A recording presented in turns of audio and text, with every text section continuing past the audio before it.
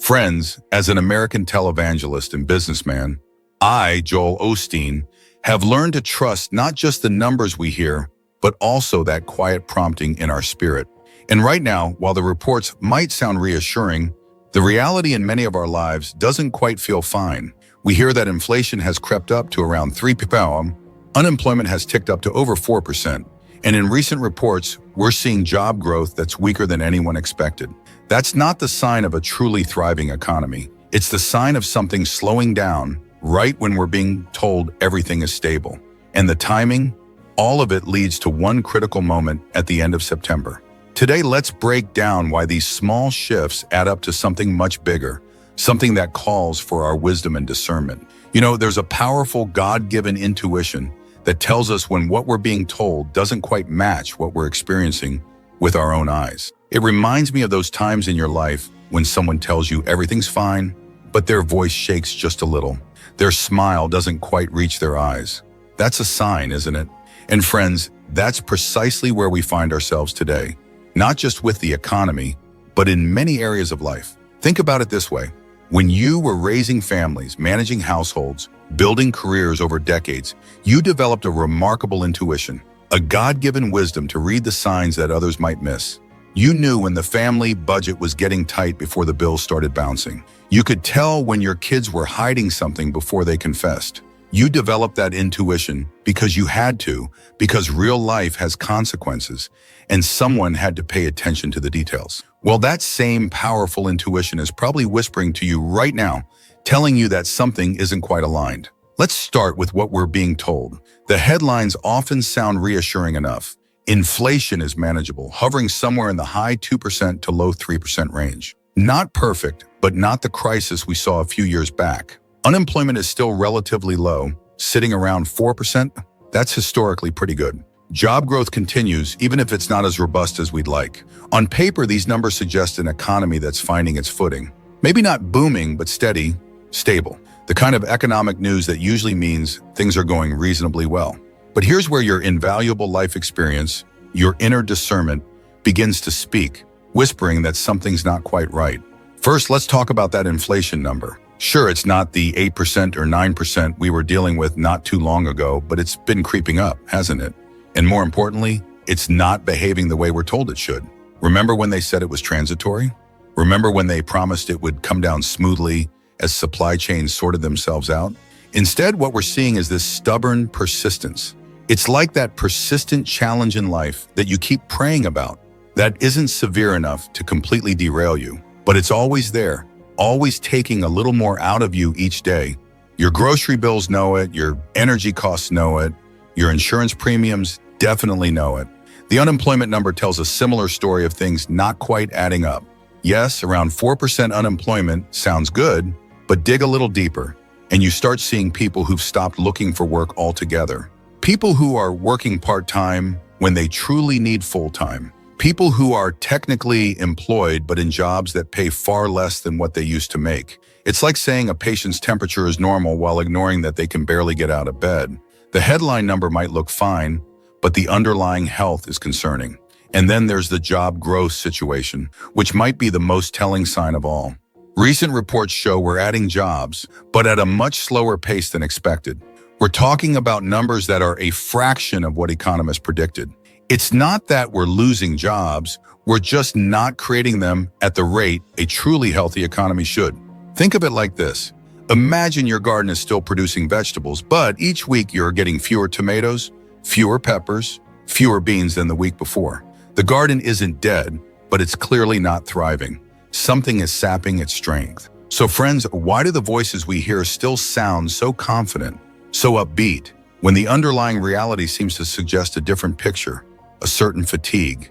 This is where we need to step back and ask some uncomfortable questions.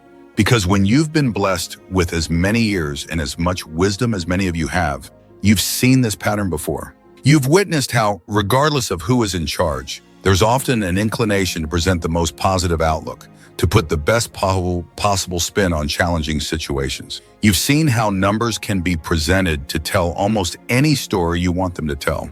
But here's what's different this time, and this is where we need to apply our spiritual discernment, because there's a unique element something that truly calls for our attention. Usually when an economy shows these kinds of mixed signals, decent on the surface but wobbly underneath, you'd expect the Federal Reserve to step in with some support. Lower interest rates a bit, make it easier for businesses to borrow and expand, help families refinance their homes at better rates. That's economics 101, right? When growth slows, you ease up on the monetary brakes. But that's not what's happening. Instead, the Fed has been keeping interest rates high, really high by recent standards. We're talking about rates that translate into mortgage payments many families simply can't afford. Rates that make it expensive for small businesses to expand or even maintain their current operations. It's like watching someone with a fever, and instead of giving them medicine to bring the temperature down, you pile on more blankets. It doesn't quite make sense, does it? Unless perhaps there's a bigger picture, a different outcome being sought than what is being publicly stated. And this brings us to one of the most frustrating aspects of this whole situation, the gap between what experts predicted and what actually happened, and how they're handling being wrong. Remember earlier this year when we were told to brace for economic disaster? The trade policies being discussed would surely trigger massive inflation, stock market crashes, widespread unemployment. The predictions were dire and specific. Some very smart people with impressive credentials and major media platforms painted pictures of economic catastrophe. Well, those catastrophes didn't happen. In fact, in many ways, things turned out better than expected in the short term. Stock markets hit record highs. Some economic indicators actually improved. Now, being wrong about economic predictions isn't unusual. It's actually pretty common. Economic forecasting is notoriously difficult, and even the best economists get it wrong regularly. That's not the problem. The problem is what happened next.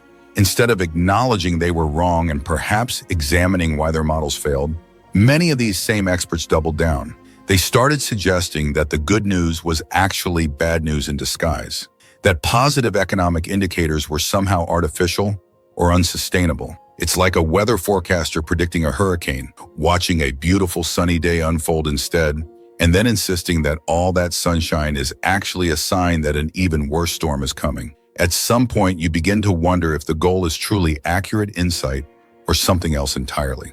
And this pattern of prediction, failure, and then moving the goalposts applies to more than just economic forecasts. We've seen it with policy outcomes, political developments, even international events. The script seems to be written in advance, and when reality doesn't cooperate, the script gets adjusted rather than abandoned. Which brings us to a crucial question. Are these forecasts trying to predict reality, or are they trying to shape it? Because there's a big difference between those two things. Predicting means you're trying to figure out what's likely to happen based on current trends and historical patterns. Shaping means you're trying to influence what happens by changing how people think and feel about the situation. And here's where your life experience becomes invaluable again. You've probably encountered people who use predictions as a form of manipulation. The relative who always predicts family gatherings will be disasters, hoping to get out of attending them. The neighbor who constantly forecasts property values falling, perhaps because they're hoping to buy your house on the cheap. When predictions consistently serve the predictor's interests rather than accurately describing likely outcomes, you start to suspect the motivation isn't really about being helpful or informative. Now let's talk about something that affects every single one of you directly, but rarely gets the attention it deserves: the weight of debt that's crushing our entire system. Here's a number, friends, that should truly cause us to pause and reflect. We're paying around $3 billion every single day just in interest on our national debt. Not paying down the debt itself, just to the interest. Every day, $3 billion disappears into the pockets of bondholders around the world. Money that could have been used for infrastructure, healthcare, education, or simply returned to taxpayers. To put that in perspective, our entire defense budget, everything we spend on the military for a whole year, is less than what we pay in interest annually. Think about that for a moment. We're spending more money on interest payments to creditors than we spend on national defense. It's like having a credit card bill so large that the minimum monthly payment is bigger than your mortgage, your car payment, and your grocery budget combined. At that point, you're not managing debt anymore. The debt is managing you. And this is why some leaders are pushing strategies that might seem desperate or risky to outside observers. When you're drowning in debt service, you start looking for any lifeline, even ones that might be dangerous in other circumstances. The current plan, as near as anyone can tell, seems to involve a combination of tariffs, deregulation, and aggressive economic growth policies designed to increase government revenue without raising traditional taxes. The idea is that you can generate enough new economic activity to grow your way out of the debt problem. It's not a crazy theory. It has worked before in certain circumstances, but it's also a high-stakes gamble, especially when the underlying economy is already showing signs of fatigue. Think of it like this. Imagine you're falling behind on your bills. So you decide to take a second job, maybe start a small side business, work extra hours to generate more income. That can work, but only if you have the energy and health to sustain the additional effort. If you're already exhausted and running on fumes, pushing harder might make things worse instead of better. And this is where the timing becomes critical, and why the end of September starts looking like a pressure point that could determine how all of this plays out. You see, September doesn't just mark the end of summer. For our federal government, it marks the end of the fiscal year. This is when budgets are finalized, spending priorities are locked in, and crucial decisions are made about our nation's financial path for the next year. In normal times, these September deadline negotiations are mostly insider baseball, boring procedural stuff that gets sorted out by professional politicians and bureaucrats while the rest of us go about our lives. But friends, we know these are not ordinary times. We've got an economy that's sending mixed signals. We've got a Federal Reserve that seems to be fighting the last war instead of the current one. We've got international tensions that could explode into something much more serious with very little warning. And we've got a debt burden that's growing faster than our ability to service it. When all of these pressures converge at the same time, what would normally be routine government housekeeping becomes something much more significant. The decisions made in those September meetings don't just affect the next fiscal year. They could reshape the entire economic and political landscape for years to come. And here's what makes this particularly important for us to understand. Many of these pivotal decisions will be made behind closed doors by individuals whose names we may not even recognize. Their criteria and priorities may, at times, seem disconnected from the daily realities and needs of ordinary families. While you're worrying about inflation eating into your fixed income, while you're watching your adult children struggle to afford homes, while you're seeing your community resources get stretched thinner and thinner, the people making the big decisions are operating in a world of abstractions and political calculations that often seem disconnected from real-world consequences. It's like watching a magic show where the magician keeps pointing to his right hand while all the important action is happening with his left hand. And that brings us to something that every thoughtful, discerning person should consider: the art of distraction. While these significant economic pressures are building, while the debt consumes more and more of our national resources, while this crucial September deadline approaches, what often dominates our news cycle? Scandals, personality conflicts, celebrity drama, political theater, generating a lot of heat, but often very little light. Friends, this isn't always accidental. Sometimes it's a strategy. You've seen this pattern before in your own lives. Remember the relative who always started family arguments right before it was time to discuss who was going to care for aging parents. Or the neighbor who suddenly had strong opinions about everyone's lawn care right around the time the homeowners association was debating a special assessment that would cost everyone money. Some people have a talent for creating chaos in one area to avoid accountability in another. It's an old trick, but it works because human attention is limited. We can only focus on so many things at once. And the loudest, most dramatic stories tend to crowd out the quieter, but more important ones. So while we're all arguing about the latest inflammatory statement or political scandal, fundamental questions about economic policy, debt management, and international commitments get decided without much public scrutiny. The small stuff gets all the attention, while the big stuff gets handled behind closed doors.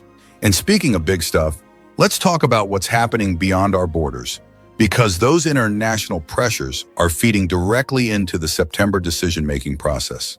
Take our relationship with Canada, for instance. Most Americans think of Canada as that friendly neighbor to the north, polite, harmless, maybe a little boring, but the economic reality is more complicated and increasingly strained. Canada has been running significant trade surpluses with the United States for years. That means they sell us more than we sell them, creating an ongoing drain on American economic resources. At the same time, they have consistently failed to meet their NATO defense spending commitments, essentially asking American taxpayers to subsidize their security while they profit from trade relationships. It's like having a neighbor who consistently borrows, but doesn't always reciprocate, and perhaps even critiques your efforts.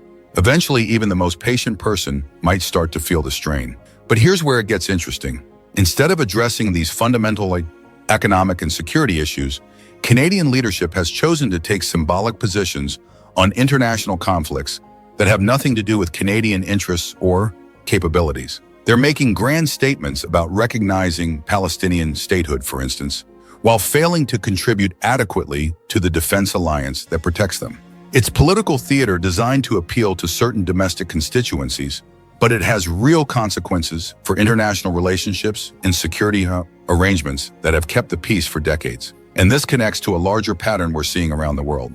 Countries that have benefited enormously from American economic and security partnerships are increasingly taking that partnership for granted while pursuing policies that undermine it. Look at what's happening in the Middle East.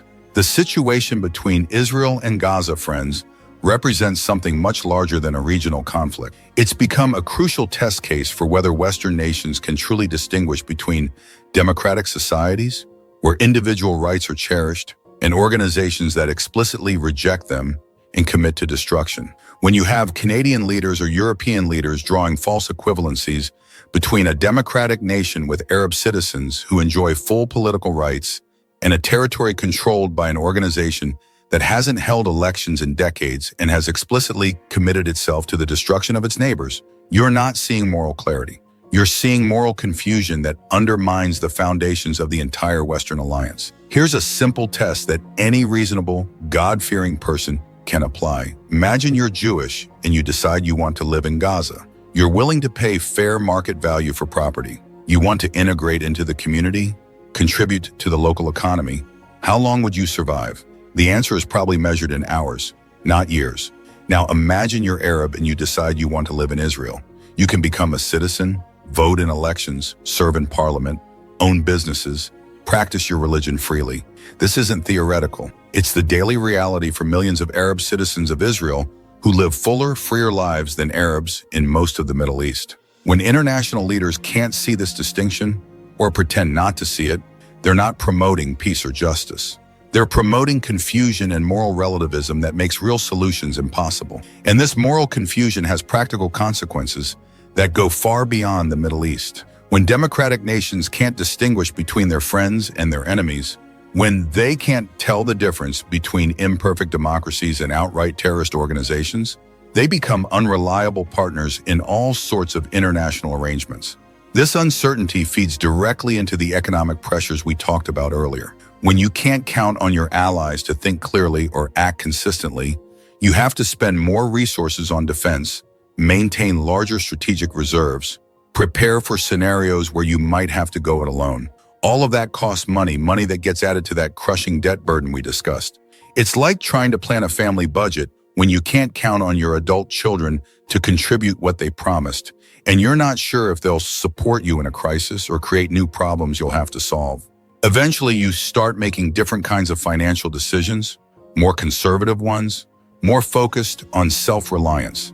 And that brings us to why the end of September becomes such a critical pressure point for all of these converging issues. September represents the moment when abstract policy discussions become concrete budget decisions. It's when theoretical debates about trade, defense spending, international commitments, and domestic priorities get translated into actual numbers, real allocations, binding agreements.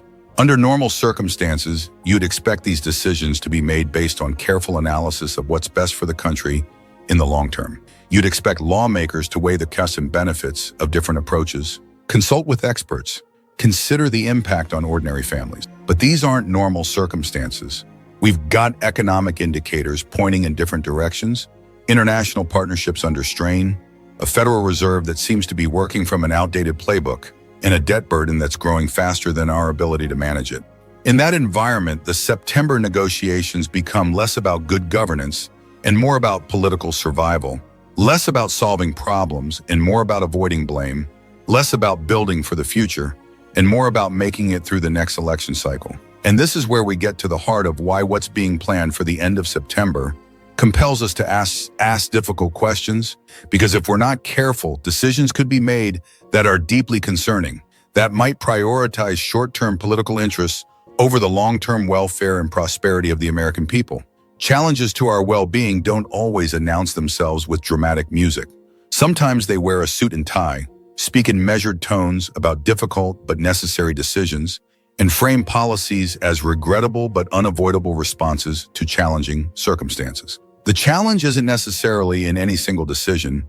It's in the pattern of decisions that, perhaps unintentionally, consistently benefit a few at the expense of the many. It's in the way complex problems get simplified into talking points that serve political interests rather than illuminate real solutions. It's in the systematic redirection of public attention away from the issues that matter most to the people who will bear the consequences. Think about it this way. You've probably encountered people in your lives who were skilled at appearing reasonable and responsible while actually being manipulative or self-serving. They weren't necessarily cruel or violent, but they had a talent for arranging situations so that when things went wrong, someone else paid the price while they emerged, looking like the reasonable adult in the room. That's what we're seeing here, but on a national scale. Policies get designed and implemented in ways that protect the interests of people who are already comfortable while imposing costs on families and communities that are already struggling. The Fed keeps interest rates high, making it harder for young families to buy homes, but that benefits bondholders and savers. International trade arrangements get modified in ways that might boost certain economic indicators while making daily necessities more expensive for working families. Defense commitments get restructured in ways that might reduce government costs while increasing security risks for ordinary communities. Each individual decision might seem reasonable in isolation, but the cumulative effect is a systematic transfer of risk and cost from people who have options to people who don't. And the truly subtle part is how these policies get presented to the public. They're not sold as we're going to make your life harder to protect certain interests. They're sold as necessary steps to ensure economic stability, maintain international credibility, or prepare for future challenges.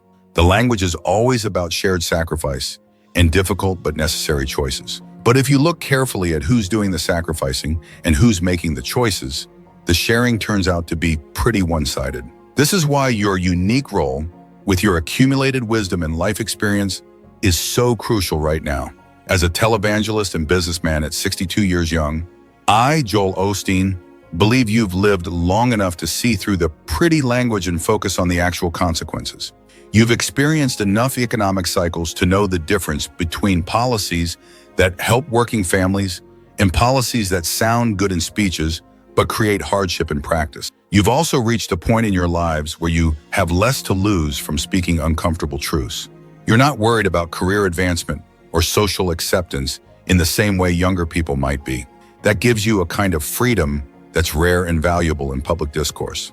When you ask direct questions about policy consequences, when you demand clear explanations instead of accepting vague reassurances, when you insist on seeing the actual numbers instead of just the headlines, you perform an essential service for the entire democracy. Your discerning spirit isn't cynicism, it's wisdom, a profound insight earned through experience. Your insistence on straight answers isn't being difficult, it's being responsible. Your refusal to be distracted by political theater isn't apathy, it's focus on what actually matters. And right now, what matters most is staying awake to what's really happening. While so many people are being encouraged to focus elsewhere, the economic pressures are real. The international challenges are serious. The September deadline is approaching whether we pay attention to it or not. The question is whether the decisions made in response to these challenges will serve the long-term interests of the American people or the short-term interests of the people making the decisions. The only way to influence that outcome is to stay informed, ask tough questions, and refuse to be distracted by the noise that's designed to keep you from focusing on the signal. So here's what you can do. Start conversations with friends and family about these economic indicators we discussed, not to create panic, but to create awareness and understanding. Share what you're observing about inflation, employment, interest rates, and how they're affecting real families in your community. Ask your representatives specific questions about September budget negotiations. Don't accept vague answers about fiscal responsibility or maintaining stability. Ask for numbers. Ask about trade-offs. Ask who benefits and who pays when specific policies get implemented. Most importantly, trust your God-given instincts. If something doesn't feel right about what's happening, if the numbers don't seem to add up, if the explanations seem designed to confuse rather than clarify, you're probably right to be suspicious. The people making these decisions are counting on public distraction and confusion. They're betting that most Americans are too busy, too tired, or too overwhelmed to pay attention to the details that matter most. But you're not most Americans. You're people who've lived through enough challenges to recognize when you're being told a story that doesn't match the facts. You're people who understand that the most important changes often happen quietly, without fanfare, in meetings most people never hear about. What's planned for the end of September may not be obvious, but it will affect you directly. Inflation creeping up, jobs slowing, debt ballooning, while decisions are made behind closed doors. What do you discern about these issues? Share your view in the comments, because your voice, your wisdom truly matters. If this message resonated with you and helped you see the bigger picture, I encourage you to hit like and subscribe. It's how we keep shining a light on what truly matters and how we empower each other to live with wisdom and discernment in these important times. God bless you.